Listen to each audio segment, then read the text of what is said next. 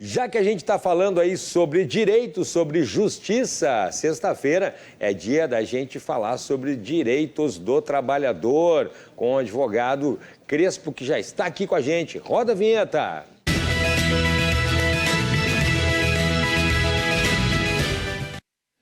Doutor José Otávio Crespo, seja muito bem-vindo ao programa novamente. Obrigado, Cláudio. Tudo bem? Tudo tranquilo. Bom, eu vou começar perguntando aí sobre algumas questões específicas do direito, dos direitos do trabalhador, e depois a gente vai responder algumas perguntas aqui da nossa audiência. Vamos começar falando, doutor Crespo, sobre acidente de trabalho com lesões, Quais os direitos que surgem aí ao trabalhador? Dependendo do grau ou da extensão da lesão, nós podemos falar em danos materiais, danos morais, dano estético e até mesmo um pensionamento vitalício, Aquela pensão que tem que ser paga para o resto da vida. Pro resto da vida. Bom, em complementação, então, a essa pergunta, quais seriam os danos materiais, Danos morais, danos estéticos e, no caso, o pensionamento, doutor Crespo? Danos materiais, nós podemos dizer aquilo que o trabalhador perdeu decorrente do acidente. Por exemplo, um motoboy, no acidente de trabalho, teve um prejuízo na sua moto. Então, ele teria direito a ser indenizado pelo prejuízo que foi causado pelo acidente. Tem também aquilo que ele deixou de ganhar, que muitas pessoas não sabem, Quando ele fica afastado, vai para o INSS, ele vai receber um benefício previdenciário acidentário. Mas ele também tem direito de continuar recebendo do empregador. Isso através de uma ação judicial, ele vai receber do INSS e o empregador vai ser obrigado a também pagar o salário que ele deixou de ganhar por culpa do acidente de trabalho. Do acidente de trabalho. Exatamente. Aí seriam os danos materiais. E os danos morais, doutor Crespo? Danos morais a literatura médica hoje é claro e evidente, o acidente de trabalho traz repercussões psíquicas ao trabalhador, uma depressão, uma angústia, um medo, Então, o dano moral seria uma indenização nesse sentido psíquico mesmo, o dano moral que causa ao trabalhador. E os danos estéticos também, pouco se fala, Sim. Isso é importante. Danos estéticos é aquela lesão ou que deixou um enfaimento perpétuo no trabalhador, uma cicatriz ou aquilo que traz uma deformidade permanente. A perda de um membro, a perda de algum dedo, isso também é o dano estético, que ele pode ser indenizado nessa rubrica do dano estético. E a questão do pensionamento, que a gente falou também, aquela indenização vitalícia lá para o resto da vida, como é que funciona? O pensionamento vai depender da extensão da lesão. Tem acidentes de trabalho que vai deixar ele totalmente inapto ao trabalho, então ele vai ter direito a receber um pensionamento vitalício na integralidade daquilo que ele recebia. Ou pode ser um dano que não seja tão grave, não o deixe inapto na totalidade, mas diminua a sua possibilidade de trabalho, aí ele vai ter um pensionamento parcial. Vai ser feita uma perícia, vai se ver qual é o percentual de diminuição da capacidade de trabalho dele, e ele vai receber o resto da vida um pensionamento, um percentual referente ao dano que ele sofreu. E quando muitas vezes o trabalhador é jovem, se pede que esse pensionamento seja pago de uma só vez, até para que proporcione ao trabalhador que ele possa refazer a sua vida. Ao invés de receber mensalmente, receba de uma só vez, fica um valor considerável, para que ele possa refazer a vida dele. Claro, em função de ser jovem, Exatamente. Claro, não, acho justo. Bom, o doutor Crespo, o José Otávio Crespo, tem o canal dele no YouTube, Você pode entrar em contato lá, se inscrever, deve se inscrever. Não pule as propagandas, É importante isso para que o YouTube faça aquela circulação dos vídeos, para que outras pessoas também acabem tendo aí o acesso a esses conhecimentos. Então, a gente vai agora, é um dos canais que você pode conversar com o doutor José Otávio Crespo, e a gente vai começar agora, então, a fazer uma rodada aí do pessoal que tem algumas dúvidas aí específicas, doutor Crespo. Seguinte pergunta: trabalho em uma empresa como eletricista de segunda a sábado, das 8 da manhã até as 6 horas da tarde. Recebo salário e vale transporte, mas não tenho carteira de trabalho, não recebo 13º, não recebo férias, não desconto o FGTS, Fundo de Garantia por Tempo de Serviço, pois recebo como MEI, como microempreendedor individual, Muita gente sabe disso. Aí vai lá e dá o recibinho aquele do MEI lá, agora vai ser eletrônico a partir de setembro. Mas, enfim, não tem nada desses benefícios de CLT. E aí como é que fica, doutor? Na verdade, eu poderia dizer que essa pessoa que mandou esse telespectador é uma vítima da pejotização. O que é pejotização?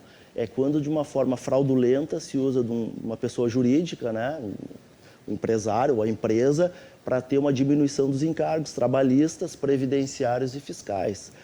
E isso, além de trazer um prejuízo ao trabalhador, que deixa de receber seus direitos trabalhistas, causa um prejuízo a toda a sociedade, né? Porque há uma diminuição de recolhimentos previdenciários e de recolhimentos fiscais. Isso é uma fraude trabalhista, né? Sim, você cobra o horário. Ele falou aqui que ele trabalha das 8 às 6 da tarde. Então ele tem um horário que funciona. Na verdade, ele é um empregado. Disfarçado. Não que o uso da MEI seja sempre uma fraude. Agora, quando se tem uma relação de emprego, né, com os requisitos de uma relação de emprego... Que não é uma prestação de serviço. Que não é uma prestação de serviço eventual, ele não tem autonomia, ou seja, tem que cumprir horário, tem subordinação, ele é um empregado.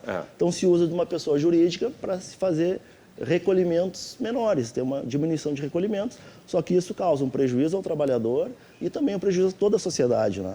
E o judiciário está sensível a essas questões, Com né? certeza, porque tendo uma relação que tem as características de uma relação de emprego, ela é uma relação de emprego. Não tem como transformar ela numa relação autônoma, né? A legislação é bem clara sobre isso. Pois é. E como é que faz agora, só aproveitando a pergunta desse telespectador, como é que a pessoa faz daí para levar isso para o judiciário, para entrar com uma ação? É importante também ter as provas, né? Sim, ele vai provar o quê? Um MEI, por exemplo, um autêntico MEI, ele não vai trabalhar todos os dias, ele não vai ter horário para chegar ou para sair, ele não vai receber o vale transporte, como com esse telespectador que falou. Na verdade, esse é um prestador de serviço. Não, ele é um empregado, ele não é um prestador de serviço, ele é um empregado. Né? E usam do MEI para que tenham recolhimentos menores. Como eu falei, previdenciário, fiscal e trabalhista. É empresa de uma pessoa só. Não, até, vamos supor, se fosse um trabalhador eventual, olha, presta serviço uma vez por semana, quando eu não posso ir, eu vou pedir para o meu colega me substituir. Mas pelo que foi narrado, não é o caso. Ele é um empregado. Tem um horário. Só que ele não tem a carteira de trabalho assinada e emite nota como MEI. Ou seja, é uma pejotização. Para burlar aí a CLT. Vamos adiante, então, doutor Crespo.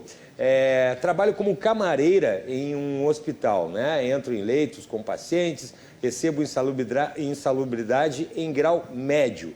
Está correto isso? Não, não está correto. Ai. Porque, na verdade, as camareiras entram em leitos hospitalares, né? Se entram em leitos hospitalares, e Porto Alegre não tem hospitais mais com isolamento. Os isolamentos são temporários.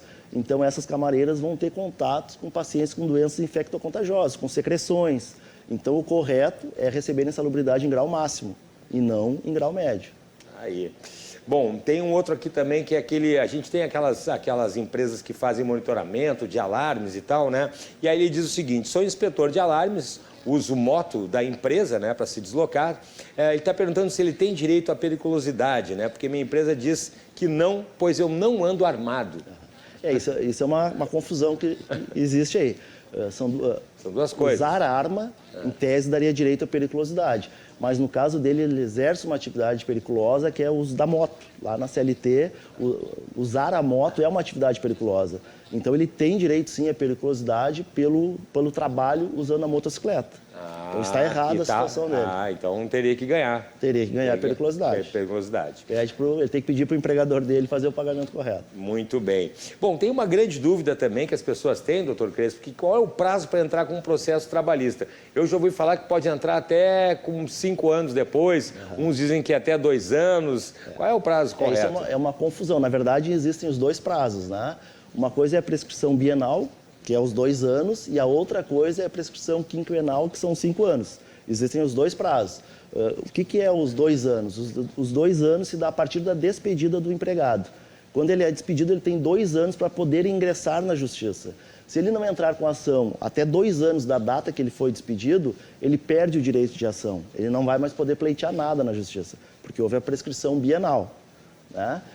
Então, ele tem que se atentar para os 2 anos. Importante. Já a prescrição quinquenal, ou seja, os 5 anos, é que quando ele entra na justiça, ele só busca os últimos 5 anos. Por mais que ele tenha trabalhado 15, 10, 20 anos, sempre ele vai buscar os últimos 5 anos. E esses 5 anos são contados da data da distribuição da ação. Então, existem os 2 prazos, só que para situações diversas. Mas aí vamos ficar atento aos 2 anos, né? Os 2 anos. O trabalhador tem que estar atento aos 2 anos. Foi despedido, tem até 2 anos para poder ingressar com uma ação trabalhista.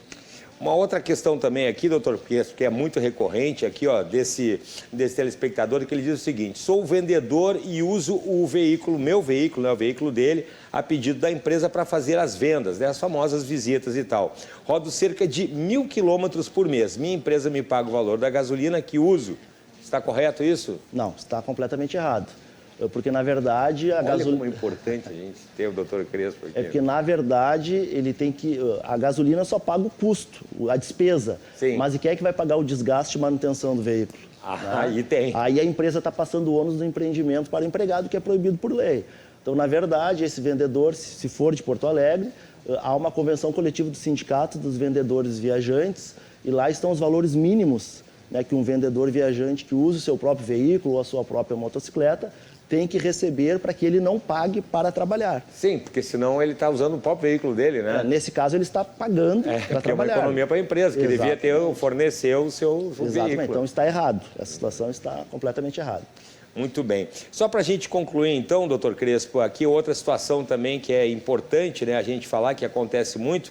A telespectadora diz o seguinte: sou gestante e recebo insalubridade. A minha empresa diz que preciso de atestado do meu médico para me afastar, senão posso seguir trabalhando. É realmente isso que acontece? Olha, isso todos os dias, no escritório é diário isso. E aí eu tenho que dizer que os empregadores estão completamente errados. Gestante não pode trabalhar em local insalubre, não pode fazer atividade insalubre, não tem que apresentar atestados médicos, né, doutor? Mas insistem ainda em dizer, não, tem que me trazer um atestado. Não, está errado. Gestante não pode trabalhar em local insalubre. O simples fato dela estar grávida, ou a empresa afasta, e se afasta, ela vai para casa receber do empregador a integralidade do salário, inclusive com a insalubridade, ou muda ela de função, que ela possa exercer outra função e sem prejuízo também na insalubridade e da remuneração dela. E não tem relação com o INSS. Quem paga é o empregador. Ele tem essas duas opções. Sim. Ou ele muda de função, que não seja insalubre, sim, ou ele manda para casa e a gestante vai seguir recebendo normalmente. E não tem nada a ver com o INSS. E não tem nada a ver com o INSS nem com o atestado médico. Sensacional, sensacional. Se você está gostando, e eu sei que está, toda sexta-feira, então, a gente vai conversar aqui com o Dr. José Otávio Crespo sobre os direitos do trabalhador. O pessoal chega a ficar em silêncio aqui no estúdio com umas caras assim, ó, puxa, isso eu não sabia. Então você vai ficar sabendo aqui, aliás, pode saber muito mais, vou pedir para o Dr. José Otávio dar os endereços dele aí para o pessoal que está nos acompanhando, por gentileza. Tem o Instagram do escritório, que é Crespo Advogados, tem o YouTube também, Crespo Advogados, e tem o nosso WhatsApp ali, que é o 98640-3999.